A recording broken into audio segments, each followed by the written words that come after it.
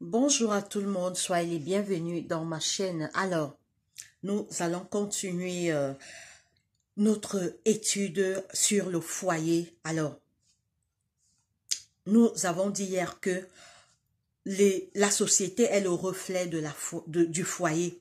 Donc, si on a des bons foyers, les enfants qui sortiront de ces foyers seront des très bonnes personnes pour la société, auront des bonnes moralités, auront des bons caractères, des bons comportements pour notre société.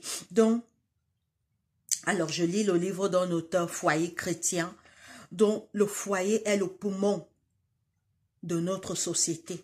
Si les enfants dans les foyers sont bien éduqués, si les enfants sont bien encadrés, si les enfants ont des bons conseils, on aura des foyers, des sociétés meilleures. Parce que ces enfants que nous accouchons, c'est eux qui vont représenter la société demain. Alors que nous, on va vieillir, on sera déjà vieux, peut-être on va même mourir. Et c'est ces enfants qui vont refaire la société de demain. Alors aujourd'hui, nous continuons. Le plus beau reflet du ciel. Oh!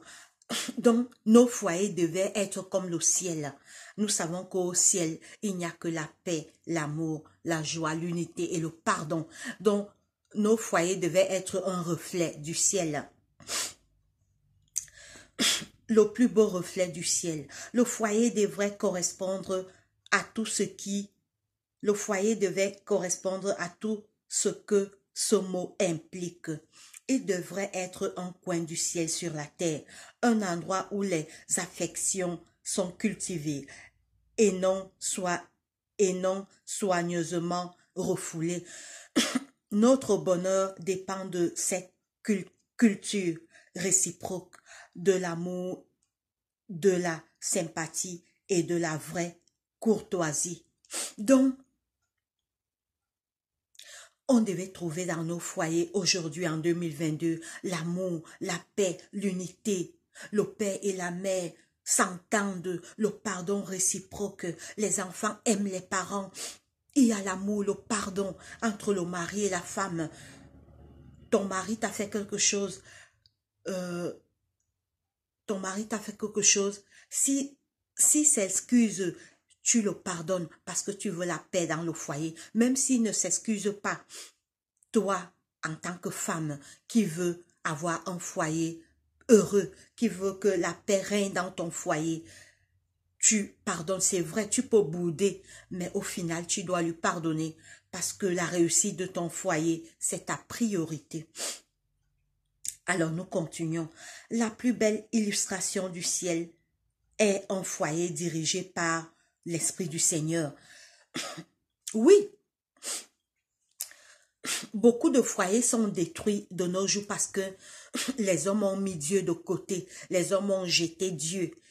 Ils ont compté sur eux-mêmes, sur leur propre force pour diriger leur foyer. Alors que si on appelle Jésus dans les foyers, Jésus peut toucher le cœur mauvais. Jésus peut changer un foyer déjà détruit. Oui, les foyers sont détruits aujourd'hui parce que Jésus est mis de côté. On compte sur nous-mêmes alors que nous sommes des êtres mortels. Rien de bon ne peut sortir en nous. Rien de bon ne peut sortir en l'homme pécheur. Il faut Jésus dans tout foyer pour que la paix et l'amour règnent entre père et mère, entre enfants et parents, entre neveux et nièces, entre cousins et cousines. C'est Jésus-Christ le moteur. Parce que de nous-mêmes, l'homme est mauvais. Le cœur de l'homme est mauvais et tortueux. Qui peut le connaître? Alors, je rappelle que c'est une série du foyer qu'on va faire. Donc, abonnez-vous à cette chaîne. Partagez afin que ça puisse aider beaucoup de personnes pour qu'on ait des foyers solides, pour qu'on n'ait plus des foyers où il n'y a que la guerre, qu'on ait des foyers où la paix et l'amour règnent, qu'on ait des foyers qui ressemblent au ciel, qui est l'aspect du ciel, parce qu'au ciel, ce n'est que la paix, l'amour, la joie, le pardon. Alors, La plus belle illustration du ciel est un foyer dirigé par l'Esprit du Seigneur.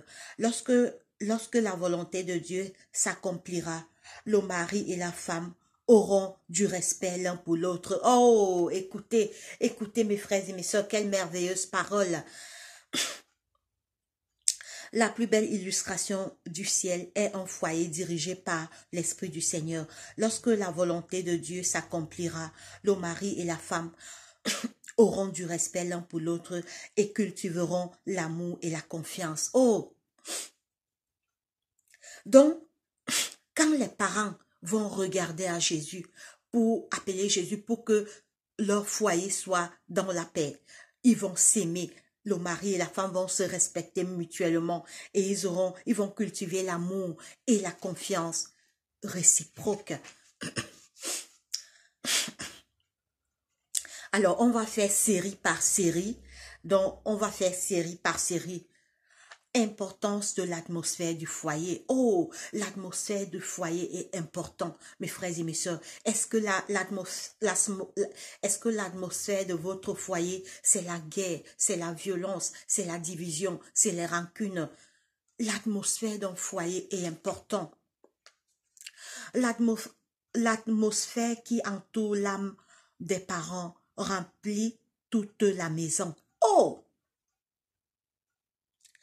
Donc, ce qu'il y a dans le cœur des parents, c'est ça qui se reflète dans la maison. Donc, s'il y a la haine dans le cœur des parents, ça va se ressentir dans la maison. S'il y a des mauvaises pensées dans le cœur des parents, ça va se ressentir dans la maison. Si le père et la mère ont des mauvaises idées, ça va se refléter sur les enfants. Écoutez mes frères et sœurs, c'est très important. L'atmosphère qui entoure l'âme des parents remplit toute la maison et se fait sentir dans toutes les sphères du foyer. Donc, les parents sont le moteur. Les parents, donc, l'atmosphère des parents pour pourrir la maison. L'atmosphère des parents pour pourrir la maison. Donc, les parents doivent contrôler tout ce qu'ils font parce que l'atmosphère de leur foyer dépend d'abord d'eux et non des enfants. Ce sont les parents qui, dans une large mesure, créent l'atmosphère du cercle familial. Et quand survint une mésentente entre le père et la mère, les enfants partagent le même état d'esprit. Oh! Donc nos mauvais comportements affectent nos enfants. Nos mauvaises réactions, nos mauvais actes que nous posons dans notre foyer, ça affecte nos enfants. Donc les parents doivent faire très très attention à leurs réactions. C'est pourquoi regardez, le monde a jeté Jésus de côté. Il est temps de ramener Jésus dans nos foyers. Il est temps, si on a mis Jésus dans la poubelle, si on avait mis Jésus dans la valise, allons ouvrir la valise, ouvrons nos cœurs, ou si on a fermé nos portes à Jésus, ouvrons ces portes afin que Jésus puisse entrer dans notre foyer. Lui seul va chasser Satan. N'oublions pas qu'on est dans un monde de mal. On est dans un monde où le bien et le mal sont en guerre. L'amour et la haine sont en guerre.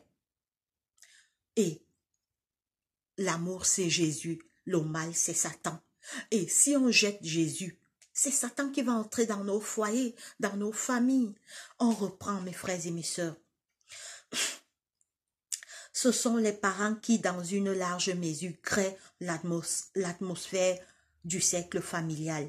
Et quand survint une mésentente entre le père et la mère, les enfants partagent le même état d'esprit.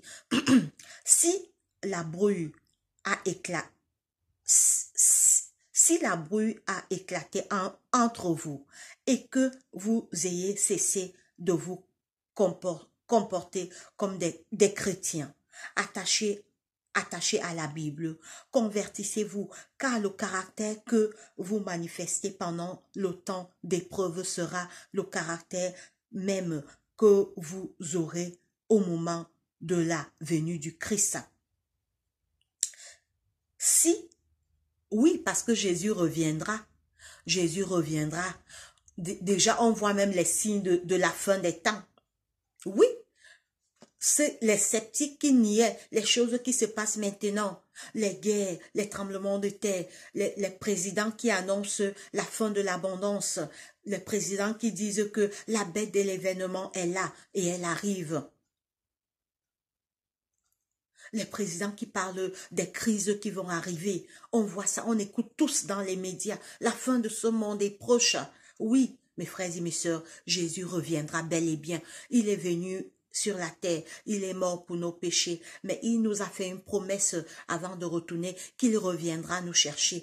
Et il a donné les signes de son retour. C'est ce que tout le monde voit. Même ceux qui doutaient, même les sceptiques, qui auraient cru qu'on devait nous dire que si tu ne mets pas ceci dans ton corps, tu ne travailles pas. Si tu ne mets pas le vaccin dans ton corps, tu ne travailles pas. Voilà les autres crises qui approchent. Et ce n'est pas fini. Hein. On dit qu'il y a les autres pandémies qui vont arriver. Les pandémies du climat qui vont encore restreindre nos libertés. Donc, il est temps que chaque foyer cherche Dieu.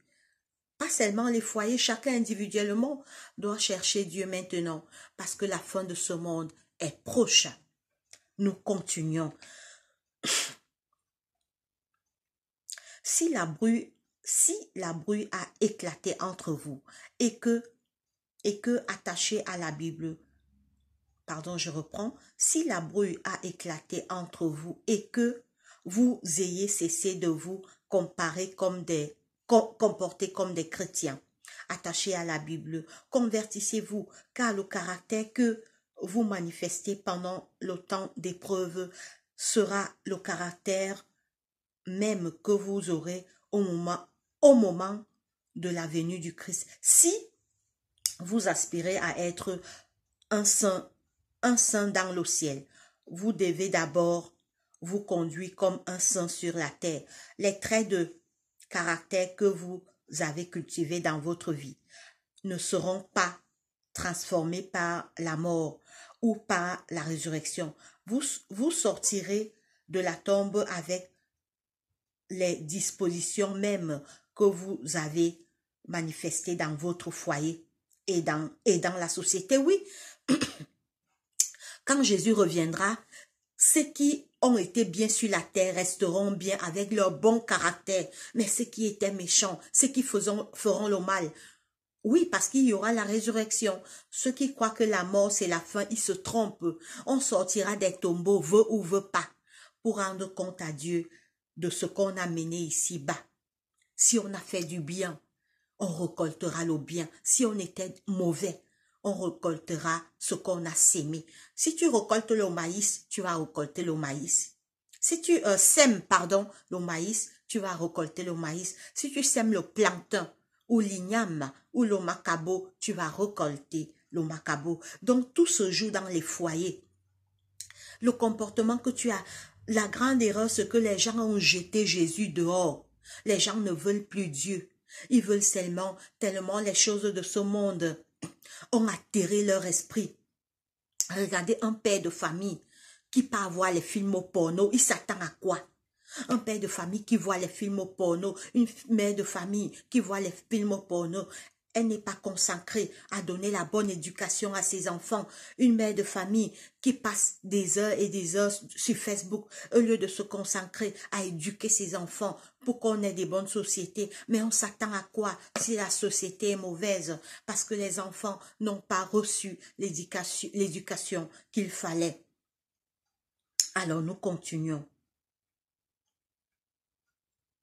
Les traits de caractère que vous avez cultivés dans votre vie ne seront pas transformés par la mort. Oui. Donc même si tu meurs, quand à la grande résurrection, parce qu'il y aura la résurrection, même si tu meurs lors de la grande résurrection, rien ne va te changer. Si tu meurs et que tu as eu un bon caractère ici-bas, tu vas te ressusciter. Tu ressusciteras avec ce bon caractère. Excusez-moi, mon téléphone sonne.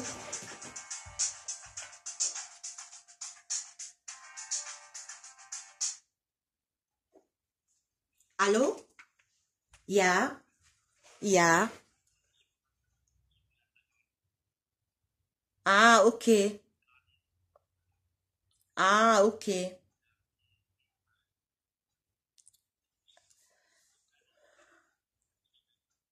Ah, je les fatigue?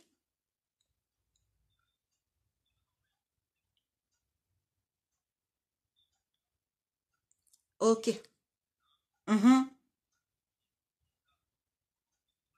mhm. Ok. Yeah, it's good. Mhm. Yeah, ok. Guten Appetit.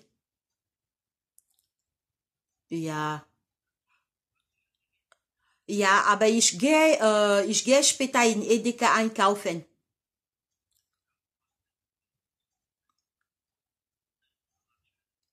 Ja, heute nur kalt, ohne Sonne, nur Regen. Okay, tschüss. Bisous. Ja, tschüss, Baby. Tschüss. Ja. Désolée, pardon, j'ai eu un coup de fil, c'est mon gars qui appelait. Voilà, donc mes frères et mes sœurs, ceux qui croient que ils vont faire le mal dans ce monde quand ils ressusciteront, parce que les gens qui croient que la mort, quand tu meurs, la mort, c'est la fin, mais c'est faux. Il y aura la résurrection. Vous croyez que les gens qui font le mal, dès que il y a un ami qui m'avait dit ça un jour, un, am- un ami m'avait dit que, ah, je, moi je vis comme je veux, je fais le mal, et puis je meurs, c'est fini. Je lui ai dit que mon frère, tu te trompes. La mort n'est pas un échappatoire. On sortira des tombeaux, veut ou veut pas. On sortira des tombes pour rendre compte à Dieu. Jésus nous a montré l'exemple de la résurrection quand il a ressuscité Lazare. Lazare est resté 4 jours dans le tombeau. Jusqu'à, il pourrissait même déjà. Jusqu'à quand Jésus a dit que ouvrez la pierre. Les gens ont dit, mais Seigneur, il sent déjà. Jésus a dit, je suis la résurrection et la vie. Celui qui croit en moi va ressusciter au dernier jour. Donc ceux qui croient qu'ils vont faire le mal et ils vont échapper par la mort, ils mentent. On sortira des tombeaux, veut ou veut pas, et chacun rendra compte à Dieu de ce qu'il a fait ici-bas. Alors, je veux pas que la vidéo soit très longue, alors je vais terminer ici. Car le caractère que vous manifestez pendant le temps d'épreuve sera le caractère même que vous aurez au moment de la venue du Christ. Si vous aspirez à être un saint dans le ciel, vous devez d'abord vous conduire comme un saint sur la terre. Les traits de caractère que vous avez cultivés dans votre vie ne seront pas transformés par la mort ou par la résurrection.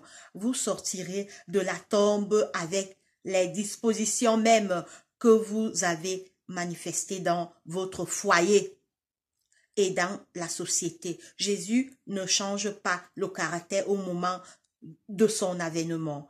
L'œuvre de transformation doit s'accomplir maintenant. Notre façon de vivre chaque jour détermine notre destinée, c'est clair. Donc, quand Jésus revient, ce n'est pas pour changer le caractère de quelqu'un, c'est maintenant dans notre foyer, dans notre société, dans ton lieu de travail, comment tu te comportes, à l'école, comment tu te comportes entre mari et femme. Est-ce que tu aimes ton mari? Est-ce que tu le respectes? Oh, mes frères et sœurs, je ferai une vidéo sur la femme vertueuse. Je crois peut-être demain ou après-demain, si je vais... Qu'est-ce que la femme vertueuse? On verra. Alors, je vais utiliser, je vais me tourner vers la Bible parce que seul Dieu peut nous dire qu'est-ce qu'est la femme vertueuse. Qu'est-ce qu'est la femme vertueuse? Je ferai la vidéo sur la femme vertueuse. Alors, ça, c'est une série. C'est une série. Ça, franchement, c'est un très bon livre, Foyer chrétien. Donc, je ferai la femme vertueuse. On dit souvent, ah, j'ai une bonne épouse, j'ai une bonne femme, j'ai une bonne sœur. On va, parce que il n'y a que la Bible qui peut nous dire réellement qu'est-ce que la femme vertueuse, qu'est-ce qu'une bonne femme au foyer. Donc, je ferai la vidéo là demain. Alors, donc, ce qu'on fait ici-bas et dans nos foyers, dans la société, déterminera, va sceller notre destinée. Alors, je relis ici rapidement. Jésus ne change pas le caractère au moment de son avènement, de son retour. L'œuvre de transformation doit s'accomplir maintenant. Notre façon de vivre chaque jour détermine notre destinée, c'est clair. Parce que quand Jésus revient, il vient prendre les caractères changés. Parce que Jésus reviendra, mes frères, les signes sont là. On voit déjà les choses de la fin des temps. Vous voyez, comme je disais, les présidents nous annoncent déjà la marque de cette génération doit savoir que la marque de la bête de l'événement est là et elle arrive. Et ces mêmes présidents parlent de la fin de l'abondance. Et on nous annonce les famines qui vont arriver dans le monde, les crises climatiques. On va dire que l'argent qui va devenir numérique. Je ne sais pas si vous suivez les informations comme moi, l'argent sera numérique. Moi, c'est tout ça qui me fait peur. Parce qu'en fait, au moins quand l'argent est liquide, tu peux aller toi-même. Mais quand c'est quelqu'un qui contrôle ton argent, quand l'argent sera numérique, c'est là où ça sera mauvais. Parce que quand au moins je peux aller dans ma banque, je prends l'argent moi-même. Mais quand c'est numérique, quand tu ne peux plus avoir l'argent en espèces, mais oui, d'ici 2026, l'argent sera numérique selon eux-mêmes qu'ils annoncent dans leurs médias. Donc mes frères et mes sœurs, repentons-nous, la fin est proche, la fin est là, on voit les signes. Le monde qui ressemble déjà à Sodome et à Gomorrhe. Mais on croit que Dieu est content là-haut. Dieu a créé Adam et Ève. Et s'il vous plaît, regardez la création de Ève. Dieu a dû opérer Adam pour sortir Ève. Oh, je ferai une vidéo là-dessus, sur la création, d'où vient l'amour. Parce que l'amour qu'on entend souvent, ah Londolo, je t'aime, je suis amoureuse de toi, tu me mords. Mais qui est l'auteur de l'amour? L'amour vient de Dieu. Dieu est l'auteur, c'est Dieu seul. C'est pourquoi toi, mari ou femme qui va voir cette vidéo, appelle Jésus dans ton foyer. Parce que c'est lui qui est l'auteur de l'amour. Hein. Quand le cœur bat là, regardez maintenant, mon gars vient d'appeler au téléphone, j'ai écouté sa voix, mon cœur a battu. C'est Dieu qui a créé l'amour. Donc, quand tu as les problèmes dans ton foyer, va vers celui qui a créé. Mets-toi en genoux dans ta chambre, dis que Seigneur, j'ai les problèmes avec mon mari. Toi qui as créé l'amour, renouvelle la flamme. Regardez, c'est la fin d'année. Je nous donne à nous tous. Mettez-vous en genoux, priez. Dis que Seigneur, toi qui nous as unis, renouvelle la flamme dans le corps de mon mari. Si ton mari a changé de comportement, mets-toi en genoux, sois une femme de prière. Dis que Seigneur, change mon mari, renouvelle la flamme de notre amour s'est éteinte. Papa, renouvelle cette flamme. Dieu qui écoute les prières. Tu vas voir ton mari, même s'il avait un bon comportement, il va revenir. Maintenant, on se tourne vers les coachs des réseaux sociaux, alors que celui vers qui on doit se tourner, c'est Jésus-Christ, l'auteur qui a créé l'amour. Dieu a dû endormir Adam, passer par l'opération. Il est devenu chirurgien. Pourquoi Dieu n'a pas créé Ève pareil comme Adam? Regardez, pour Adam, il a pris la terre. Il a pris la terre, il a formé Adam, il a formé tout, le corps, les mains, les pieds, la bouche, les oreilles. Il a dit qu'il faut qu'il y ait le poumon, le foie, le cœur, le sang. Le sang doit pomper. Il y aura le cerveau. Regardez comment il procède pour opérer, pour créer Ève. Il fait endormir Adam. Dieu est devenu chirurgien. Et c'est le plus grand chirurgien du monde entier. Dieu, le plus chirurgien de tous les temps.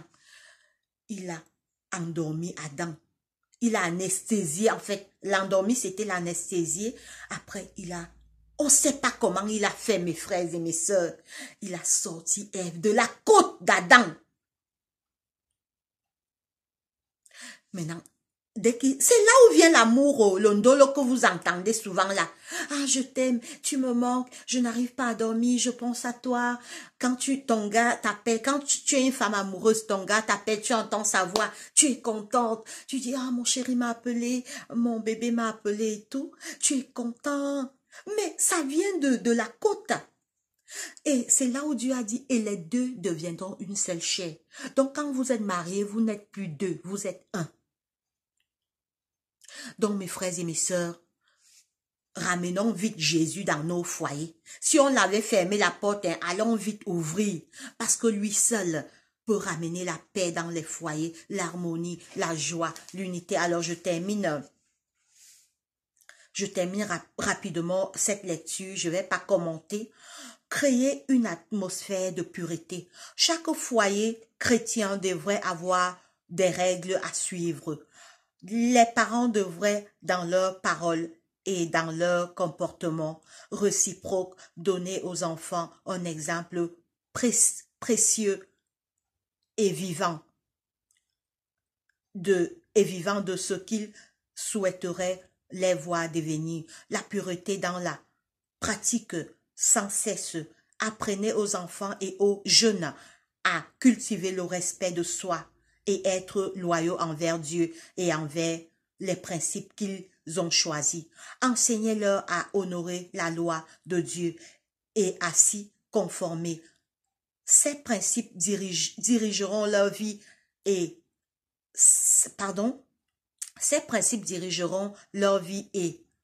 seront appliqués dans leur rapport avec leurs semblables. Ils établiront ainsi une atmosphère de pureté qui exercera une influence encourageante sur les âmes plutôt faibles, engagées dans le sentier ascendant qui mène à la sainteté, donc vers le ciel. Que chaque leçon enseignée ait un caractère élevé et ennoblissant, et les rapports consignés dans les livres du ciel seront d'une qualité telle que vous n'éprouverez aucune honte à affronter le jugement. On s'arrête aujourd'hui pour... En fait, dans la journée, toujours aujourd'hui, je vais continuer. Je vous ai dit, c'est une série. Donc, pourquoi on a des mauvaises sociétés? Parce que les parents n'enseignent plus la parole de Dieu aux enfants. Les enfants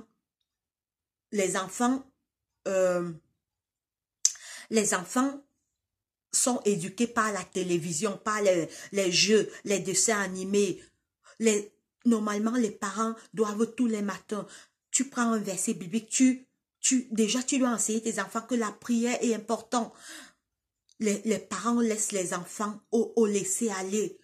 L'enfant se réveille à 6 heures, il est déjà dans son téléphone. Il manipule déjà. Mais comment vous voulez qu'on ait des bonnes sociétés si on laisse la télévision éduquer nos enfants, les games, les télévisions, les jeux vidéo? Mais oui, parce qu'on laisse les jeux vidéo éduquer nos enfants.